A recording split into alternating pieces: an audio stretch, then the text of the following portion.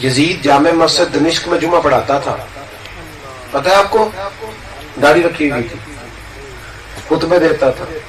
تو امام حسین کو کیا ضرورت تھی اس کے خلاف جہاد کرنے کی؟ جی وہ جب آئے نا شمر مقابلے میں امام حسین کے، تو امام حسین خطبہ پڑھنے لگ گئے تو کہنے لگا جلدی کرو حسین، ہم نے جمعہ بھی پڑھنا ہے، جمعہ لیٹ ہو رہا ہے. اتنا پکے نمازی تھے یزیدی. توجہ ہے میری بات پر؟ رسم نہ مناؤ 10 محرم اور فکر حسین اور ذکر رسم نہ مناؤ، پس منظر تو سمجھو نا. تمام خطبے امام حسین کے، تمام خطبے مدینے سے مکے تک، مکے سے مینا تک، مینا سے مقام بیضاء تک، وہاں سے کربلا تک، سارے خطبے البدایہ والنہایہ سے لے کر آج تک جتنی کتابیں لکھی جا رہی ہیں، سنو سنو اس کو یاد رکھنا. امام علی مقام نے فرمایا یزید نمازوں کا ترک کرنے والا ہے، یعنی ساری نہیں پڑھتا. یزید رنڈیوں کا ناچ دیکھتا ہے، مجرے دیکھتا ہے، مجرے. اور یزید نشہ کرتا ہے، شرابی ہے. اور یزید اللہ کی حدوں کو توڑتا ہے. جو آدمی یہ کام کرے وہ مسلمانوں کا حکمران نہیں ہو سکتا. لہذا فرمایا یزید کے خلاف اٹھنا ضروری ہے. توجہ ہے میری بات پر؟ تسی آخری گل تے گھٹ بولے، مجھے پتہ ہے، مجھے پتہ ہے، اس لیے کہ ووٹ تو آپ نے مرضی سے دینا ہے لائنوں میں لگ کے، تو آپ کی موج ہے. میں تو بڑا غیر سیاسی آدمی ہوں، لیکن جو بات صحیح ہے وہ کرنی تو بڑی ضروری ہے نا. کیوں اٹھے گی امام حسین یزید کے خلاف؟ یہ ہمارے حکمرانوں کو تو سورت کوثر نہیں آتی، سورت اخلاص نہیں آتی. تو وہ تو جمعہ پڑھاتا تھا، اس کے خلاف خروج کی کیا ضرورت تھی؟ نکلنے کی کیا حاجت؟ امام حسین نکلے اور فرمایا شرابی حکمران نہیں ہو سکتا، مجھے دیکھنے والا حکمران. کیا تماشا ہے، بڑے سارے شرابی کی بڑی فوٹو کے نیچے چھوٹی میری بھی الیکشن میں لگی ہو، اور 10 محرم کو دیگ پکا کے فارغ ہو گیا، فارغ ہو گیا. ہم سینا رقم ہوں گے قصیدے یزید کے، ہم لوگ تو حسین کے سیرت نگار ہیں. مجھ سے ایک شخص نے سوال کیا آپ نے ووٹ کس کو دینا ہے؟ میں نے کہا میری سمجھ میں کوئی بندہ نہیں آ رہا، جب آئے گا تو ووٹ دیں گے. کہنے لگا ووٹ قوم کی امانت ہے. تو میں نے کہا قوم کی امانت بے ایمان کو دے دے. امانت بے ایمان کو دی جاتی ہے کہ امانت دار کو؟ تو بے ایمان کو دے جا کے. عجیب تماشا ہے، قوم کی امانت ہے. جب کوئی امانت دار ملے گا تو انشاءاللہ اسے امانت دیں گے. یاد رکھو اگر ایک دن بھی شرابی سے دوستی رہی، اگر کچھ دیر کے لیے بھی شرابی سے راضی رہے، تو پھر امام حسین ناراض ہے. اور نوجوان ادھر دیکھیں، میری بات لکھ لیں، اگر موبائل میں گندے مجرے ہیں، گندے گانے ہیں، لڑکیوں کے نمبر ہیں، چوکوں میں کھڑے رہتے ہو، تو پھر تم یاد رکھو کہ جب تم گندا مجرا دیکھتے ہو نا تو حضرت علی اکبر کو قبر میں تکلیف ہوتی ہے، پھر حضرت عباس کے بازوؤں میں درد ہوتا ہے کہ ہم تو فحاشی کے مجرے دیکھنے والوں کے خلاف ہم لڑے، اور یہ ہمارا نام لینے والے مجرے دیکھے، گند دیکھے، ساری رات تماشے دیکھے. ملت کے جوان یاد رکھ، جب تو مجرا دیکھتا ہے رات کو گندی ویڈیو، تو جناب علی اصغر 6 مہینے کی قبر پھر سے تکلیف میں آتی ہے. وہ کہتے ہیں بدلتے دین کو ہم نے سنبھالا تھا، اور یہ قوم کدھر چلی گئی؟ جب تو شرابیوں کے پاس بیٹھتا ہے اور ان کے ساتھ تصویریں کھنچواتا ہے، تو یاد رکھنا صبح قیامت امام حسین کا ہاتھ اور تیرا گریبان ہوگا. اس کو امام حسین کو تیری دیکھ کی کوئی ضرورت نہیں، تیرے لنگر کی کوئی عادت نہیں. وہ تو جنت کے مالک و مختار ہے. اپنے آپ کو سنوارے، رسومات سے باہر آئے.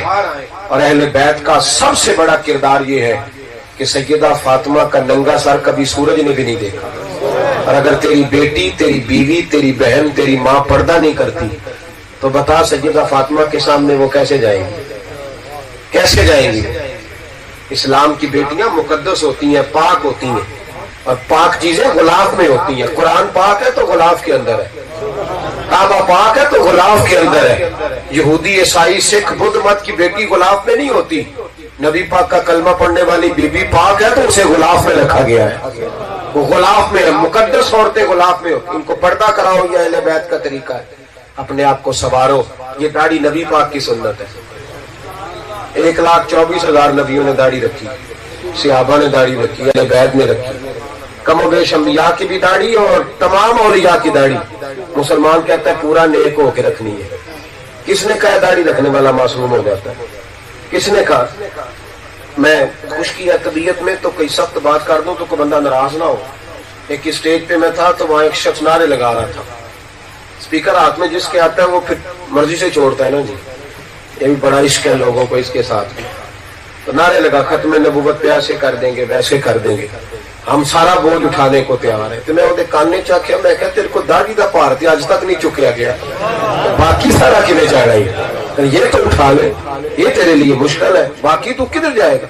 داڑھی شریف رکھیں, داڑھی مرد کا زیور ہے. یہ حضرت عمر کا یوم گزرا ہے نا یکم محرم کو, حوالہ میں دکھا دوں گا کسی نے دیکھنا ہوگا تو. ایک نوجوان نے داڑھی مڑائی تھی تو جناب عمر نے مدینے سے نکال دیا, میں جا دوڑ جا, یہاں رہنا ہے تو مسلمانوں کی طرح رہے. ہم آج تک کہہ رہے ہیں نیک ہونا ہے تو رکھنی ہے.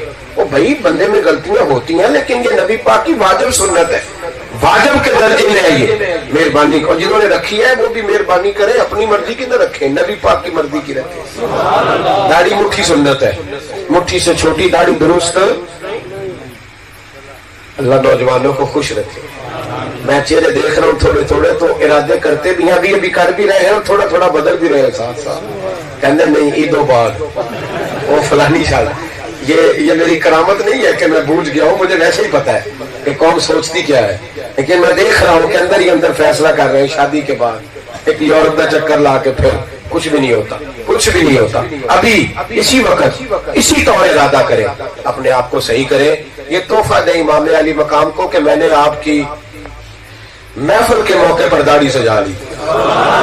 داڑھی, میرا ایک دوست آج پہ جانے لگا تو میں نے کہا صاحب کے بزرگوں سے میں نے بات سنی ہوئی تھی تو میں نے کہا صاحب داڑھی رکھ لو, کہنا اتھو رکھ کے ہونی. میں کہتا ہوں اتھو رکھ کے جا اور حضور کے سامنے وہ والا چہرہ لے کے جا جو نبی پاک کو پسند ہے. ادھر سے رکھ کے جا, اتھو رکھ کے ہونے کی مطلب ادھر سے رکھ کے جا تاکہ محبوب راضی ہو جائے.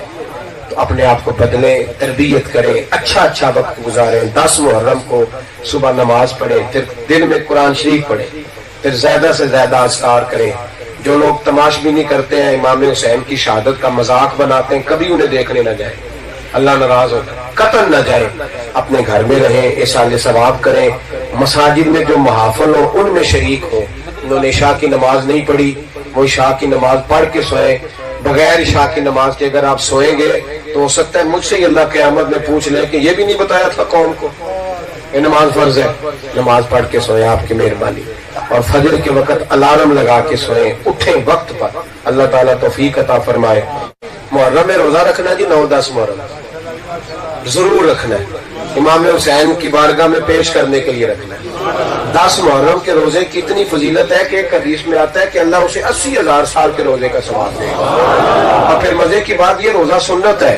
یہ رمضان کے روزے فرض ہونے سے پہلے 10 محرم کا روزہ فرض تھا. رکھیں گے انشاءاللہ تعالیٰ. سحری کا ٹائم تقریباً 4:15 ہے یا 4:20 پہ آ گیا. کیوں جی اتنا ہی ہے نا جی, آپ کا تھوڑا فرق ہوگا, 30 کے قریب ہے جی. یہ یاد کر لیں, گھر والوں کو بھی جگائیں, 9 کو بھی روزہ رکھیں. 10 کو ویسے جمعہ آ گیا ماشاءاللہ, جمعہ پڑھنے میں ٹائم گزرے گا. مسجد کی حاضری میں جمعے والے دن 7 سورہ جمعہ بھی پڑھیے گا. کوشش کریں گے انشاءاللہ تعالیٰ. بس اپنا دل لگائیں, آپ تھوڑا دین کی طرف جائیں گے تو اللہ کی رحمت آگے بڑھ کے آپ کا استقبال کرے.